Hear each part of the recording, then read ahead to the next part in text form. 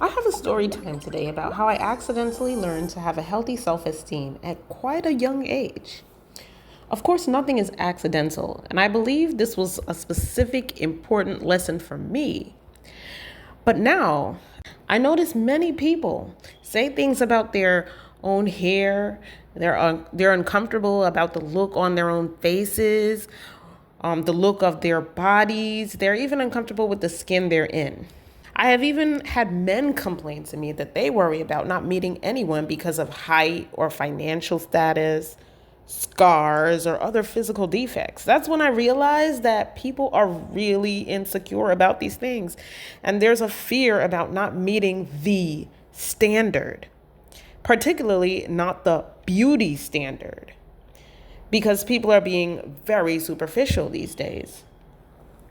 They allow people to tell them that they're lacking and they don't measure up to the beauty standard.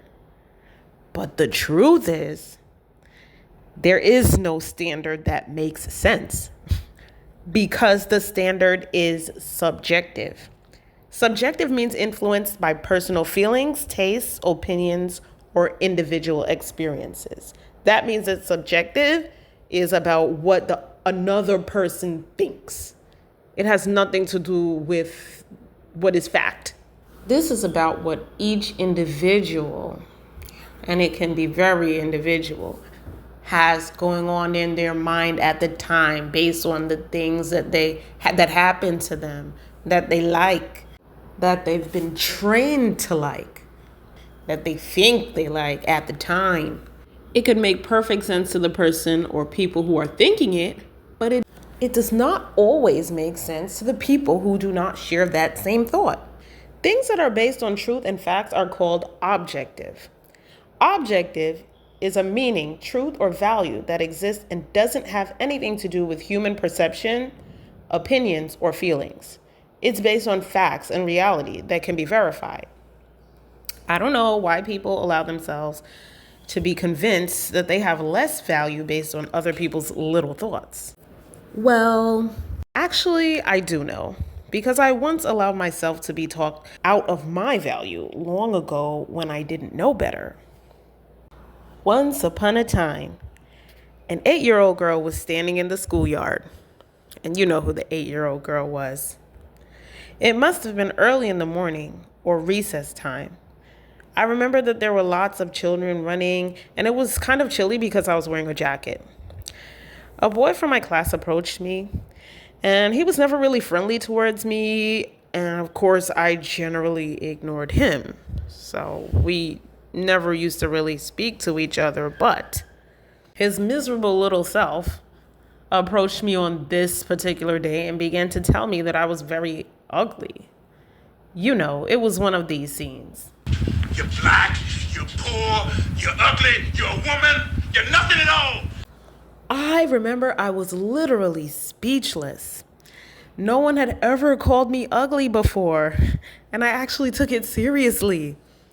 Oh, how my feelings were hurt. But I didn't cry. I just stood listening to his garbage comments. It felt like I was shrinking smaller and smaller as my little heart was being pelted with bricks. I guess he could see how I felt, and that's when he decided to knock me down with his biggest blow. He called a friend over.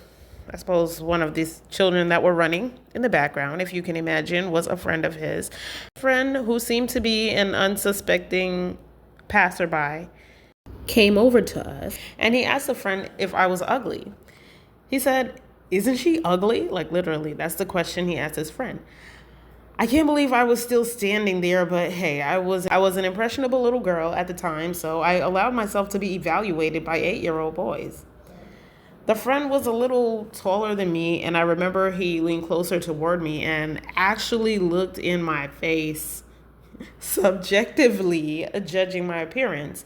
And then he said, "No." We were all dumbfounded now. All three of us stood there blinking at each other. The hater couldn't say another word. He was still trying to process this lesson. I was speechless from the roller coaster ride of first being insulted, then being somewhat complimented. It was an advanced place lesson about differences in the eye of the beholder. We had to grapple with a concept like this right here. If we're calling them beautiful, right? You're a beautiful woman or So whatnot. you can't be beautiful if you're obese? I mean, you could still be beautiful, but like in terms of beauty standards, Whose beauty standards? It's difficult for a grown man today to wrap his mind around this idea. You can imagine how it was for 8-year-olds to process this type of information. The second judge was speechless and looked uncomfortable, probably because the other two people in this conversation were just standing and staring in baffled thought. So what did your girl do? I looked at the hater and smiled because I had now learned that beauty is in the eye of the beholder. I had also learned that not every boy is mean, just some. You can imagine how important this was as I was developing my own perspectives on young men. The message was clear that some people are gonna like you and some people are not, and that's okay. So be exactly who you are. I also learned to completely ignore haters and their comments. So, the little girl picked up her crown, dusted it off, put it on her head, and kept stepping. The hater never called me ugly again. Strangely, nobody ever called me ugly again in life because, well, I'm not a very ugly person by most people's subjective standards. But I don't care. That's the message here. Because how I view myself is based on my own standards and God's standards. Those are the eyes that are most important. Hope this helps someone. Talk to you later.